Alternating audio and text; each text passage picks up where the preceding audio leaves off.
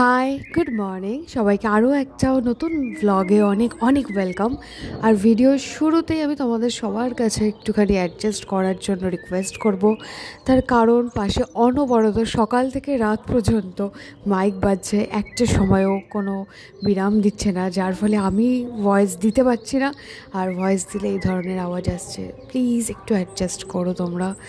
আজকের ভিডিওতে আমি একটুখানি দিওয়ালির আগে কিভাবে নিজেকে প্রেপ করছি সেটা শেয়ার করব।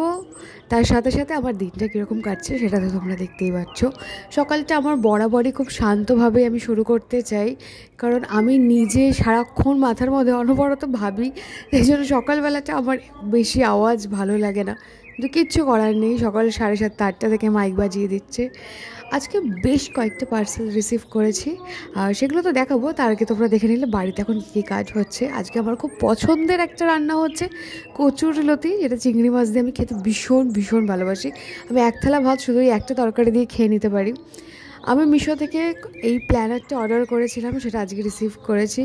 এটা ভীষণ হেল্পফুল, আর আমি শুনেছি বেশ কিছু সাইকোলজিস্টদের কাছ থেকে, যে ভিডিওতে অবশ্যই, যে এটা না ভীষণ ব্রেনকে শান্ত রাখতে সাহায্য করে, স্ট্রেস রিলিজ করতে সাহায্য করে। তুমি সারাটা দিন কীভাবে কাটাবে সেটা তুমি যদি একবার লিখে রাখো, এবং সেটা দিনের শেষে গিয়ে তুমি মেলাচ্ছ, তোমার প্রোডাক্টিভিটি কতটা হয়েছে সেটা তুমি মার্ক করতে পারছো, হেলথ কীরকম থেকেছে সারাদিন সেটা দেখতে পাচ্ছ। তো এটা কাইন্ড অফ নিজের সাথে একটা সময় কাটানো, একটা সেশন বলা যেতে পারে। তো আমি এটা নিজের জন্য অর্ডার করেছি, টিটুর জন্য একটা অর্ডার করবো ভেবেছি। আমি আমার জন্য করেছি তার কারণ আমি এখন অনেকটা সময় বেশিরভাগ দিনের সময়টাই আমি একা থাকি, এবং কোথাও গিয়ে আমি যেহেতু আগে একটা আমার লাইফ ছিল, প্রচণ্ড কেওয়াস ছিল, আর এখন আমি পুরোটাই একা থাকছি। তো সেই জন্য আমার মনে হয় আমার একটু একটু নিজের সাথে সময় কাটানোটা খুব দরকার। একা থাকা আর নিজের সাথে সময় কাটানো দুটো ভীষণ ডিফারেন্ট থিং। আমরা অনেক সময় একা থাকাটাকে নিজের সাথে সময় কাটানোর মধ্যে ধরে ফেলি, দুটো কিন্তু ভীষণ আলাদা। আমরা একা থেকেও অনেক কিছু ভেবে ভেবে মাথার মধ্যে দেখবে নিজের সাথে সময় কাটানো আর হয় না। যাই হোক, আমি আজ একটুখানি যে কাজগুলো লিখে রেখেছিলাম টু ডু লিস্টে সেগুলোই করছি। বেডশিটটাও চেঞ্জ করবো, কারণ সামনে আমাদের বাড়িতে একটা অনুষ্ঠান আছে, আর এখনও বাড়িতে কাজ চলছে। কাজের কোনো শেষ হচ্ছে না, আসলে অনেক ধরনের কাজ চলছে বাড়িতে। সেই জন্য আজকে ওই সামনে যেটুকু জায়গা দেখলো ওই জায়গাটাতে ম্যাট বসছে, হয়ে গেলে দেখাবো। ইতিমধ্যে আরও দুটো পার্সেল আমি রিসিভ করেছি। একটাই fridge magnet, you and me লেখা, আমার ভীষণ কিউট লেগেছে। আর আমার স্টেশনারি আইটেম না ভীষণ ভালো লাগে, ভীষণ। আমি দোকানে গেলে আগে তো র্যান্ডাম স্টাফ কিনে নিতাম, আর তুলি কিনতাম, আর এই হাইলাইটারটা কিনেছি। হাইলাইটারটাও ভীষণ ভালো, আমি এক্সপেক্ট করিনি, জানো তো মিশো থেকে যে স্টেশনারি, এর আগে যেহেতু কোনোদিনও কিনিনি স্টেশনারি আইটেম, তো মিশো থেকে আমি খুব একটা এক্সপেক্ট করিনি, বাট ভীষণ ভালো।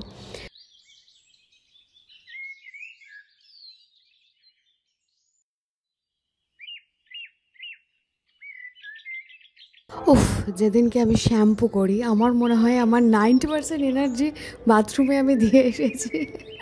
একদম সত্যি কথা বলছি, তার কারণ অতক্ষণ দাঁড়িয়ে থাকা, স্নান আর শ্যাম্পু করতে আমার চিরকাল ল্যাদ লাগে। এটা শুনে আমাকে অনেকে জাজ করতে পারে, বাট স্টিল সত্যি, সেটা সত্যি। আমার শ্যাম্পু করতে কি জন্মের কুড়েমি লাগে বলে বোঝাতে পারবো না। এটা আমার জীবনে সবথেকে বড় কাজ এরকম লাগে, আর আমার প্রচণ্ড সময় লাগে শ্যাম্পু করতে।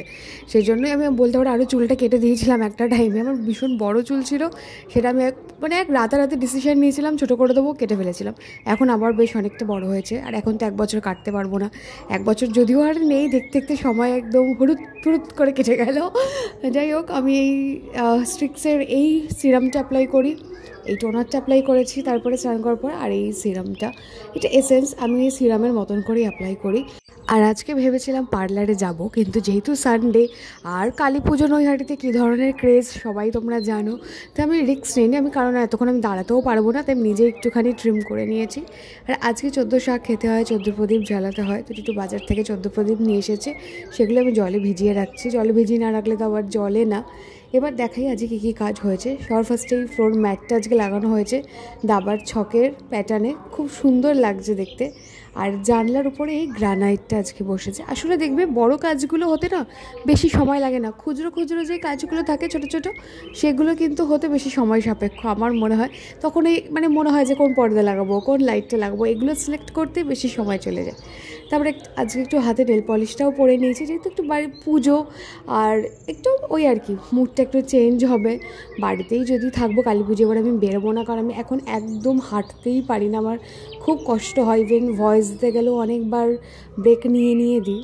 বিকেলবেলায় ভাবলাম যাই একটু ভাইফোঁটার গিফটটা কিনে নিয়ে আসি, কারণ এরপরে আমি পুরো এঙ্গেজ হয়ে যাব, আর পারবো না। বাড়িতে বললাম একটু অনুষ্ঠান আছে, আর আমাদের তোমরা জানো দিওয়ালির দিন লক্ষ্মী পুজো হয়, তো দীপানিতে লক্ষ্মী পুজো হয় আমাদের বাড়িতে, সেই জন্য আর আমি রিস্ক নিলাম না। আজকে একটু যাব, বাড়ির পাশে 2 মিনিটের হাঁটা পথে আমাদের বাজার কলকাতা আছে, তো সেখানেই যাব। আর একটা সত্যি কথা বলি, মানে বাড়িতে থাকতে থাকতে আমি খুব মানে বোর ফিল করছি, এটা তো একদম সত্যি কথা।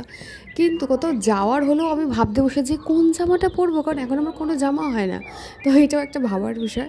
কী কী কিনলাম আর দেখালাম না, কারণ আমার ওখানে খুব বেশি সময় লাগেনি, 20-25 মিনিটের মধ্যে আমরা কেনাকাটা করে বাড়ির জন্য আবার চলেও এসেছি। আর বাইরে রাস্তার লাইটগুলো দেখতে, এটা আপনার বাড়ির সামনেটা কি ভালো লাগছে না, লোকজন বেশ ঠাকুর দেখতেও বেরিয়েছে, ভালো লাগছে। আর বাড়ি এসে আমার যে কী জন্মের খিদে পেয়েছিল বলে বোঝাতে পারবো না।